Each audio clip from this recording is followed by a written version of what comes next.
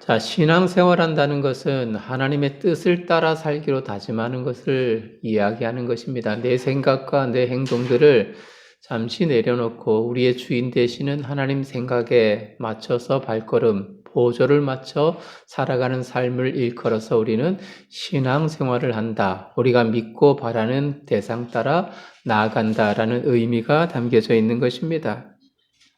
쉽게 말해서 영적인 그 의미에서 우리의 호적을 옮긴다라는 말로 대변할 수 있지 않겠는가. 우리의 육신의 모든 소욕을 따라서 소속된 것을 하늘의 하나님, 그 하나님에 그 맞추어서 우리의 모든 일생을 그분께 맡기는 것을 의미하는 것입니다.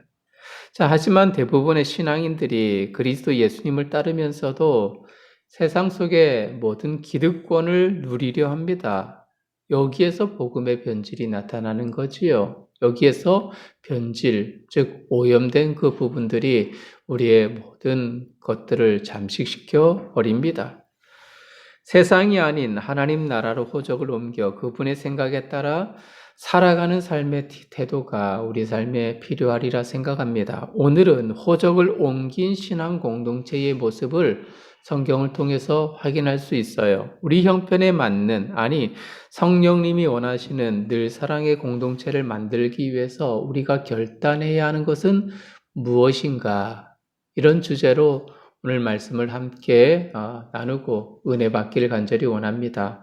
자, 오늘은 조금 다른 형식으로 말씀을 전할까 합니다. 보통 2개의 요지 혹은 3개의 요지로 말씀을 생각해 보았습니다만 오늘은 몇 가지 질문을 던져보고 이 질문에 대한 해답을 찾으면서 결론을 한번 내려보도록 합니다. 몇 가지 질문을 한번 드려보죠. 저는 성경을 보면서 본문을 살피면서 이런 의문점을 좀 발견했습니다. 몇 가지가 되는데 먼저 사람마다 두려워했다라고 성경을 표현하고 있는데 사람들이 왜 두려워했을까? 이것이 첫 번째 의문점입니다. 두 번째는 그런 성도들이 진정한 회개를 이루었고 그 회개에 동참하여 많은 사람들이 하나님 앞에 부복했잖아요. 그리고 삶의 변화가 이루어졌습니다. 자, 그런데 뜬금없이 초대교회 그런 공동체에서는 재산과 소유를 팔았다. 이렇게 이야기를 합니다. 그 이유가 무엇일까? 왜 그래야만 하지? 지금 이 시대하고는 조금 다른 의미로 다가옵니다. 세 번째 질문은 성도들이 교회에, 공동체에 자주 모였어요. 날마다 모였습니다. 왜 모였을까? 일상을 살아내는데 그런 바쁜 그런 여정을 거닐 텐데 왜 시간을 내어서 교회에 모였을까? 공동체에 소속된 사람들이 함께 모였을까? 이런 의문점이 있어요. 네 번째는 사람마다 두려워했다라고 이야기를 하죠. 그런 두려움이 있으면 그 공동체의 사람들이 그 자리를 떠나는 것이 일반이잖아요. 두려운데 왜 모입니까? 그런데 도리어 믿는 수가, 칭송을 받고 믿는 수가 많아졌다. 성경 표현합니다. 이유가 무엇일까? 그리고 마지막으로 결론적으로 그러면 우리 교회가, 우리 늘사랑교회는 어떤 교회가 되어야 마땅한가? 이런 의문점, 이런 질문을 한번 던져보고 말씀으로 한번 들어가 보도록 합니다. 자, 먼저 사람마다 왜 두려워할까? 이런 질문입니다. 여러분, 우리가 2장 마지막 부분을 읽었습니다.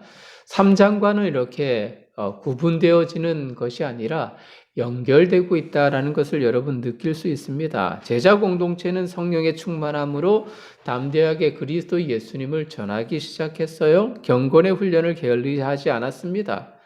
그래서 3장 초반에서도 베드로가 성전에 일상을 따라서 기도하는 하러 올라가는 도중에 안진뱅이를 보고 그를 기적적으로 고쳐주는 기적의 그런 스토리가 나타납니다. 자, 이를 보면서 사람들도 두려워하죠. 떱니다. 기이 여깁니다. 성경에 나타나는 기적과 능력의 현장을 본 이들의 대부분의 반응은 놀라움이었어요. 이성으로 불가능하다고 생각했는데 이성을 넘어 그것이 현실에 이루어지는 그 사건을 보니까 기이 여기는 거죠. 놀라움을 감출 수가 없는 것입니다. 여러분 가끔 TV에서 여러분 이제 TV 채널을 돌리다가 세상에 이런 일이 그리고 여러분 본 프로가 있으시죠? 저도 보았습니다만 참 이 프로가 제작된 그 배경 속에서는 사람의 생각으로 이건 아닌데라고 생각했던 그 일들이 실제로 일어나는 그 현상들을 취재하고 보도하는 것 아닙니까? 자, 그 반응을 본 그런 기사와 현장들을 본 사람들의 반응은 놀랍다. 야, 어떻게 이런 일이 현실에서 이루어질 수 있을까라는 그런 생각을 품는 것이 당연합니다. 동시에 이 일을 행하시는 전능자에 대한 경외, 두려움이 생기는 것은 아주 자연스러워요. 여러분, 모세가 그런 자기의 동족을 핍박하고 핍박하는 이들을, 그 군인을 쳐서 죽이고 도망자로 살았지 않습니까? 40년 동안 광야에서 은신하면서 목동의 그런 삶을 살다가 그 말비에 하나님께서 부르시는 그 음성 따라 하나님을 만나게 됩니다. 그런데 기이한 모습에 그는 놀라움을 금치 못했어요. 자, 불이 일어납니다. 참 가시나무에서 불이 막 번져나는데 보통이면 불이 번져지고 그 물건이 태워지면 뭐가 남습니까? 재가 남잖아요. 근데 불길은 계속해서 타오르는데 재도 남지 아니하고 그냥 불길만 이렇게 번져 오르는 그 모습을 보고 그는 경외심, 즉 두려워하는 마음, 떨리는 마음이 있었던 겁니다. 이사야도 전능하신 하나님을 뵙고는 그의 입술에서 터져나온 외마디는 화로다 나여 망하게 되었도다. 두렵다는 이야기지요. 기사와 표적은 생각, 지성을 넘어선 무엇입니다. 평생 걸을 수 없었던 환자가 일어난 것, 이스라엘 백성들에게 펼쳐졌던 갇혔던 그 홍해가 둘로 갈라져 길이 만들어진 것들, 쓴물이 단물로 변하여서 모두가 마실 수 있는 물로 바뀐 것, 엘리야의 기도로 하늘에서 불이 내려서 이방 선지자 모두를 쳐서 죽인 것, 태워서 죽인 것, 이 모든 것이 하나님의 기사와 표적이지 않습니까? 우리의 생각을 뛰어넘는 무엇인 겁니다. 43절 말씀에 사람마다 두려워하는데 이 같은 맥락으로 이해할 수 있잖아요. 그런 이해할 수 없는 일들이 벌어지니까 사람들 마음속에는 두려움, 그 마음이 있는 것은 당연한 거예요. 그런데 표면적으로 다른 모든 사람들처럼 오늘 본문을 우리는 그렇게 이해해서는 안 되겠지요. 이보다 더 또 다른 의미가 있지 않겠습니까? 어떤 의미일까요? 본문의 두려움은 신자들, 성도들과 불신자들의 마음에 임한 무엇 때문에? 복음 때문에 임한 두려움이었어요. 성령의 충만함을 받은 베드로와 사도 그리고 성도들은 거리로 뛰쳐나와 그리스도 예수님을 증거했거든요. 왜냐하면 그들이 성령의 충만함을 받기 전에는 두려워했습니다. 문을 꼭 걸어 잠그고는 누가 볼까 또 혹은 들키지는 않을까라는 그런 염려함 때문에 두려움이 임했습니다만 성령의 충만함과 성령의 임재함을 통해서 그들 마음속에 임한 두려움이 다 사라져 그리스도 예수님을 증거하고 나타내는 그 일에 몰두를 했습니다. 성령 하나님이 그들의 두려움 다 사라지고 복음을 증거하도록 이끌었거든요. 베드로의 설교와 성도들의 간증을 듣는 순간 가장 빠르게 전진하는 복음의 능력이 그 능력이 사람들의 마음, 그 마음을 두렵게 만들었습니다. 표적과 이적을 보고 두려워한 것이 아니라 복음 자체의 그 능력 때문이었습니다. 복음이 주는 그 생명력 때문이지요. 복음을 접한 모든 사람들의 반응은 어찌할꼬? 그렇다면 내가 어떻게 해야 하는가라는 그런 반응뿐이었습니다. 죄로 오염되어서 죽을 수밖에 없는 사망의 그런 죽음의 어떤 절망 가운데에 빠져 있는 자신의 한계를 철저히 깨닫는 그 두려움이었던 거죠. 예수님이 제자들에게 이런 말씀을 남겼던 것을 여러분 기억하죠? 몸을 죽여도 영혼은 능히 죽이지 못하는 자들을 두려워하지 말고 오직 몸과 영혼을 능히 지옥에 멸하시는 자를 두려워하라. 이것이 복음의 능력 아닙니까? 그 복음을 접한 이들의 반응은 죄로 오염된 나 자신 그 한계를 철저히 깨닫는 것입니다. 그래서 복음 앞에 사람들은 하나님이 두렵기 시작한 겁니다. 죄인됨을 인식했습니다. 어찌할 수 없는 자신의 환경 때문에 무서워합니다. 그리스도 예수 안에서 주어지는 복음에는 권능이 있어요. 듀나미스, 권능이 있습니다. 죄로 얼룩져 있는 자신의 한계를 느끼게 하고 어찌할 수 없어서 통곡하고 울부짖게 두렵게 만드는 것입니다. 이전까지 느껴보지 못했던 강력한 복음의 은혜는 가장 추하고 더럽고 어둠으로 가득한 자신을 돌아보게 했던 거예요. 가장 처절한 심판받는 대상임을 철저히 알았던 겁니다. 사도 바울도 예수 믿는 사람들을 핍박했던 사람 아닙니까? 예수님을 죽이려고 혈안이 되었던 사람이지만 그가 예수님을 만나고 나서 그가 외쳤던 외마디 음성은 무엇입니까? 사망을 두려워하고 나는 오히려 그 사망의 그런 짐 속에서 헤어나오지 못한 그런 사람이로다. 그렇게 철저히 울부짖던 사도 바울이었던 겁니다. 바울과 실라 앞에 간수가 엎드려 떨었던 그 이유가 복음을 접하고 자신의 한계를 철저히 깨달았기 때문이지요. 왜 베드로의 설교 앞에서 3,000명이 회개하는 역사가 나타났습니까? 읽지는 않았지만 이전 성경 37절 말씀을 보면은 마음에 찔려 두려워했다는 말입니다. 이는 십자가의 죽으심과 부활을 듣는 우리들의 태도이기도 하죠. 처음에는 두려워해야 합니다. 나 자신의 모습을 보면서 그리고 이어지는 회개와 더불어 삶이 이어져야 하는 것입니다.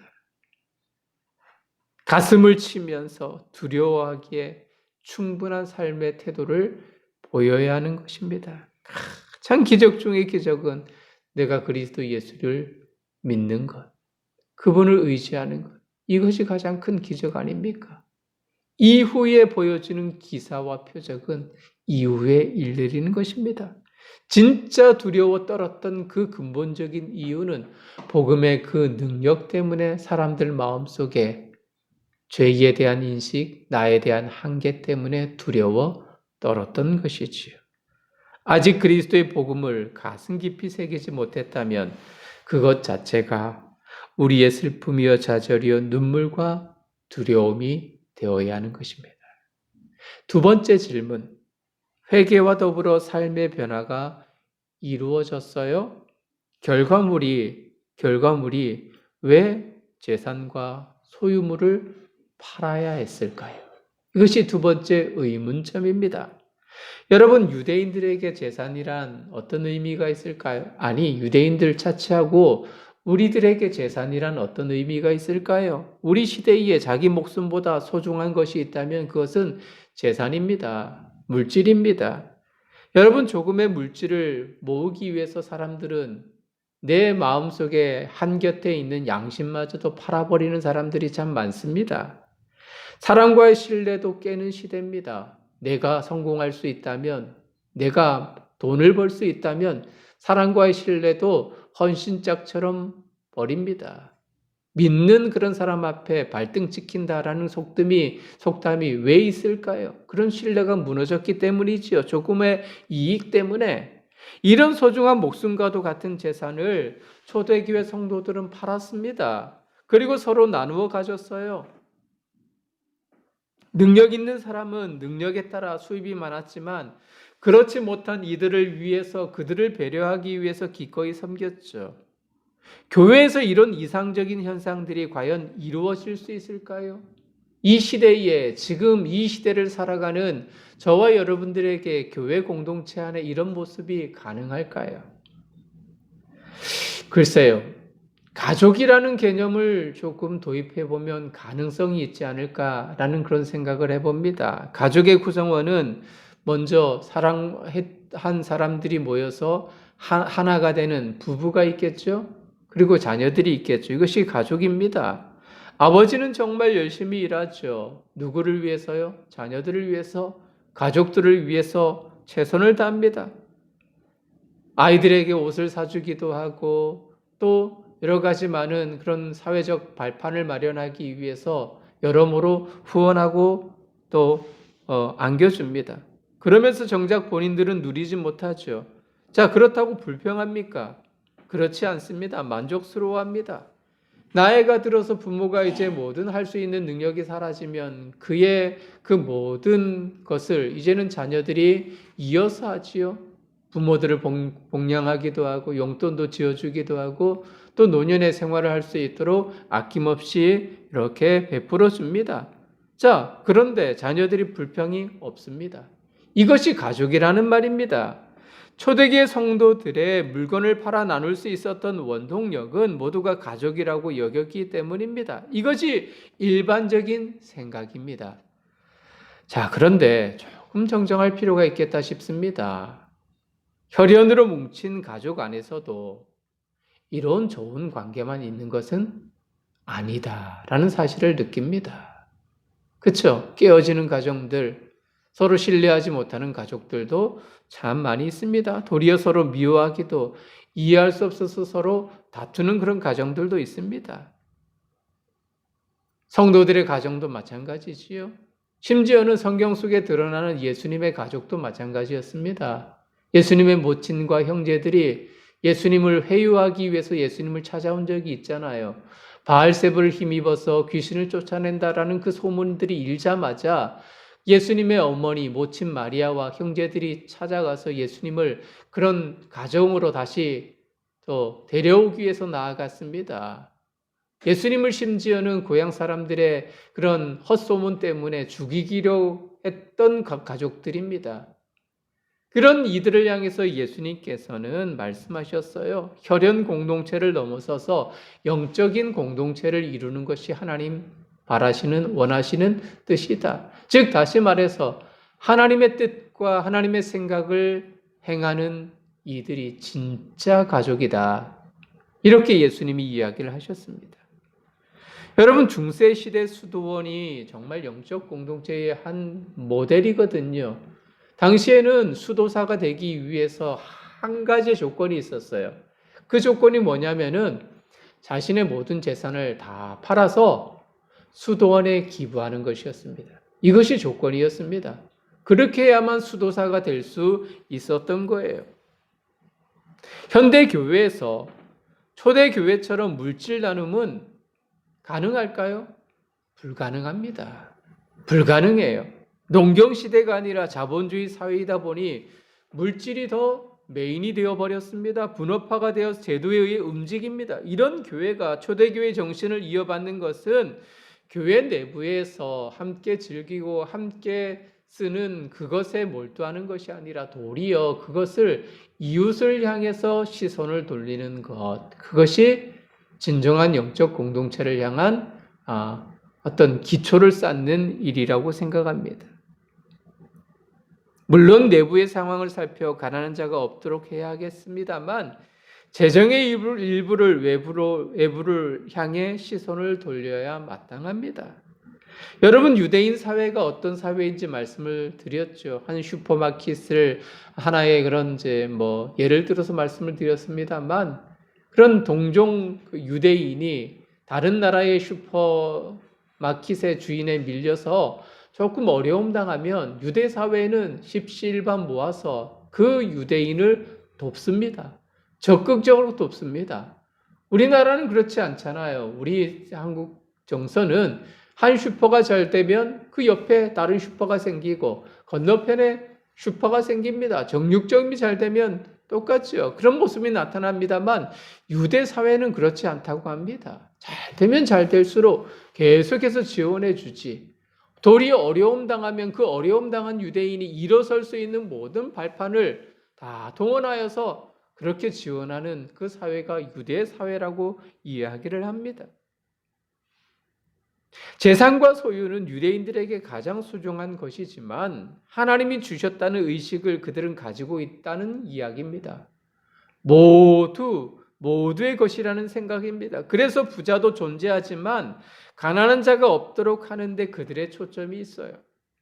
초대교회에서 이것은 현실이 되고 있는 것이죠. 나라를 잃은 상황이지만 모두가 함께 살아가자는 하나님의 마음이 투영되었습니다. 유대인들이 볼 때 그들도 나름 공동체를 이루어서 서로 돕고 살아가는 그런 사회인데 그들 눈에 신생 종교라고 이야기하는 그리스도인들의 그 공동체를 보니까 놀라운 거예요. 재산마저 팔아서 함께 나누고 어려운 사람이 없도록 배려하는 그 모습 때문에 유대 사회도 유대 공동체도 깜짝 놀란 것입니다. 자신의 재산이라 말하기보다 우리의 것이고 하나님의 것이라고 외치는 모습에 충격을 받는 거죠. 여러분, 그렇다고 강제적이지 않았습니다. 초대교회. 자발적 헌신이었습니다. 여전히 신앙 공동체 안에서는요, 사유재산도 존재했습니다. 자신의 기득권을 유지했습니다. 그리고 그것을 나누어 주지 않는다고 해서 나무라거나 비판하지도 않았단 말입니다. 사도행전 12장 12절 말씀을 참고해 보면 여전히 집을 소유한 사람도 있고요. 그리고 오늘 본문에서도 46절에 보면 떡을 떼며 이 이야기는 집을 가진 이도 있었다라는 것을 반증하는 것입니다. 그러나 그들은 다 자원함으로 신앙적인 하나님 주시는 마음 따라 그렇게 헌신적으로 자발적 선행을 쌓고 있는 것이지요. 45절 재산과 소유를 팔아 이 구절에 사용된 단어를 보더라도 일회성 행동이 아니라 계속해서 이루어지는 행동을 묘사하는 문법을 사용했습니다. 필요할 때마다 구제했다는 이야기입니다. 가난한 사람이 눈에 띄면 그들을 향해서 기꺼이 손을 내밀었다는 증거인 겁니다. 초대교회는 재산과 소유를 팔아 필요를 따라 분배함으로써 부를 공유하였는데 이것은 이웃에 대한 사랑의 발로인 것이지요. 우리 삶에 필요한 것은 더 가지려는 욕망과 욕심보다는 오히려 필요한 이들에게 폴로잉하는 신앙적인 자세가 필요한 것입니다. 세 번째 질문으로 넘어가죠. 자, 세 번째 질문이 뭐였던가요? 성도들이 매일 모였다 이렇게 이야기했습니다. 왜 모였을까요?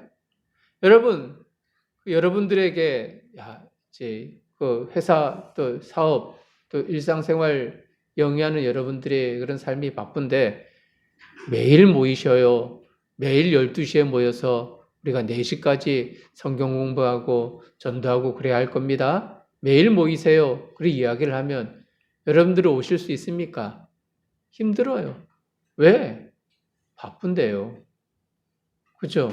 일상에 그리고 또 생계를 위해서 할 일도 많은데 어떻게 매일같이 모입니까? 당시와 지금의 그런 상황도 약간 다르죠. 자, 당시의 성도들도 먹고 살기가 힘듭니다. 그런데 성경을 보면은 42절, 46절 반복 구절을 나타내는데 이 반복 구절 속에 나타나는 단 하나의 사실이 있어요. 그것은 성도들은 사도의 무엇을 받았다? 가르침을 받았다. 가르침을 받았다. 교제하고 떡을 떼었습니다. 여러분, 이 가르침이라는 것은 디다케, 교육을 의미하거든요. 예수 그리스도에 대한 행하신 그 일들을 배웠고 성경의 말씀을 배웠다는 이야기입니다. 그리고 나서 떡을 떼면서 그리스도 예수님을 선포했는데 이 선포의 개념도 캐리그마잖아요.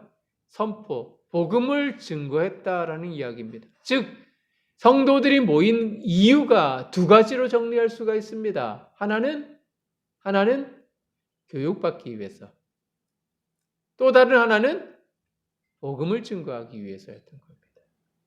이것 때문에 그들이 모였습니다. 계속해서 주님이 말씀하셨던 교훈을 생각했고 구약과 주님의 말씀을 연결했습니다. 그리고 그 의미를 외부 유대인들을 향해서 선포했습니다. 이것 때문에 그들이 모였던 거예요. 여러분, 예수님께서 제자들을 교육했는데 3년 동안 교육했잖아요. 그 3년의 그 교육을 받은 제자들이 그들의 성품이 한순간에 변했던가요? 아닙니다. 한순간에 변하지 않았습니다. 예수님이 십자가에 달릴 때 예수님을 저주하기도 하고 예수님을 배반하여 도망간 제자들입니다. 3년 동안 교육했는데 결과가 그 모양이었던 겁니다. 여러분, 한국교회 30년을 살펴보면 제자 훈련이라는 것을 제외하고는 별 흥미가 없어 보여요. 그저 지금부터 1980년대 중반부터 지금까지 줄기차게 한국 교회가 해온 일이라곤 제자 훈련에 몰두를 했습니다. 근데 제자 훈련에 처음 한국 교회에 시도했던 고 사랑의 교회 옥하는 목사님이 은퇴를 하시고 그가 이제 조기에 하나님 나라 가셨습니다만 가시기 전에 딱 회고하면서 한마디 남겼어요. 내가 그동안 판자촌을 쫓아다니며 한 사람 1대1 제자훈련도 해보고 평생 제자훈련에 몰두해 보았는데 내가 그렇게 헌신하고 수고했던 이 제자훈련은 실패했다. 이렇게 한마디 남겼습니다. 탄식했습니다. 지식은 자랐지만, 성경의 지식은 자랐지만 마음이 자라지 않았다는 것을 이야기합니다. 전도는 했지만 영혼 구원이 아니라 성과요, 교회 크기를 위한 것이었고 그것이 목사를 위한 것이었다. 이렇게 평가를 했습니다. 교회가 커지면 섬기고 사랑하고 베풀고 겸손해야 하는데 그렇지 못합니다. 도리어 교만합니다. 성도들도 큰 교회 다니면 내 믿음이 크다라고 여기는 그런 마음이 동시에 커졌던 것을 발견하고 옥하는 목사님 흐느껴 물으셨습니다. 초대교회 성도들은 계속해서 배울 필요성을 느꼈어요. 하나님 말씀을 마음속에 새기면서 진정한 하나님의 가르침이 무엇인가를 깨닫기를 원했고 그 말씀을 가지고 영혼 구원하는 데에 한 영혼이 그리스도 예수님을 영접할 수 있기를 사모하는 마음으로 그리스도 예수님을 선포했던 것입니다. 그렇게 하는 것이 그들이 살아있는 존재가 되기 때문이죠. 살기 위해서. 이런 측면에서 한국 교회 성도는 죽었습니다. 지도자도 죽었습니다. 4대 교회처럼 주님이 살아있으나 실상은 죽은 자다. 그렇게 책망하지 않겠습니까? 저를 생각해 봤어요. 정말 교회를 위해서 열심히 노력하고 또 가족을 위해서 헌신하고 수고합니다만 그 수고를 하나님께서 이렇게 평가하신다면 이수영 목사, 너 정말 수고 많았다. 너 수고한다. 그런데 내가 보니 너는 죽었구나. 너는 죽은 자다. 이렇게 말씀이 얼마나 애통할까요? 얼마나 마음이 아플까요? 여러분 스스로에게 하나님이 너희들은 살아있어서 그렇게 예배드리고 섬기고 봉사하고 그렇게 한다고 생각하지만 실상은 죽은 자다. 이렇게 말씀하시면 여러분 얼마나 마음이 비통할까요? 하나님이 주신 양식을 먹어야 하고 채워야 합니다. 참 교제 안에 있어 한 가족으로 삶의 모습이 나타나야 합니다. 성도들, 초대교회 성도들이 그래서 모였어요. 배우고 또 배우고 배운 바를 외부로 선포했습니다. 그리고 그대로 살았습니다. 네 번째 질문. 사람마다 두려워합니다. 근데 백성들이 칭송을 받네요. 그리고 구원받는 사람을 하나님께서 날마다 더하게 하셨어요. 이율배반적이라고 이야기를 했잖아요.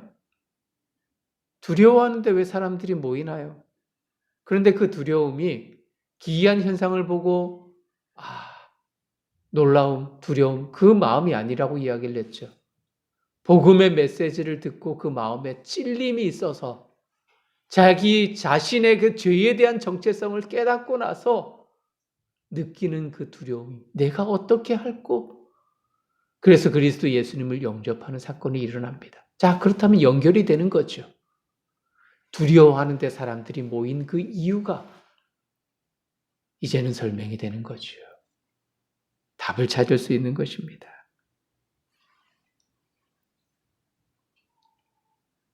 당연히 두려우니 회심의 역사가 나타나는 거죠. 십자가 앞에 철저히 주저앉고 내 안에 그리스도가 중심이 되고 주인이 되도록 내어드리는 겁니다.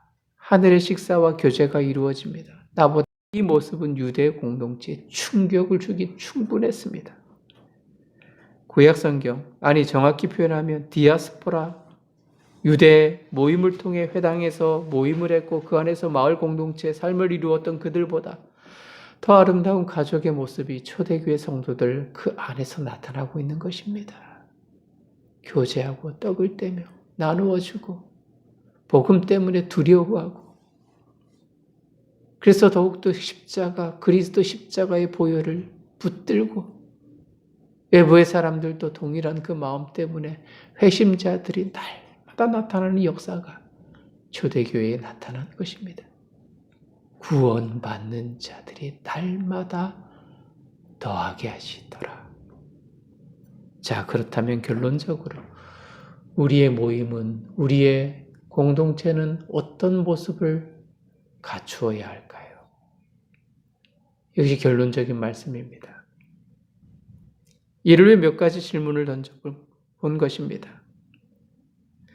여러분, 몇 가지 질문을 던지면서 이 마지막 질문, 우리 교회는 어떤 교회가 되어야 하는가?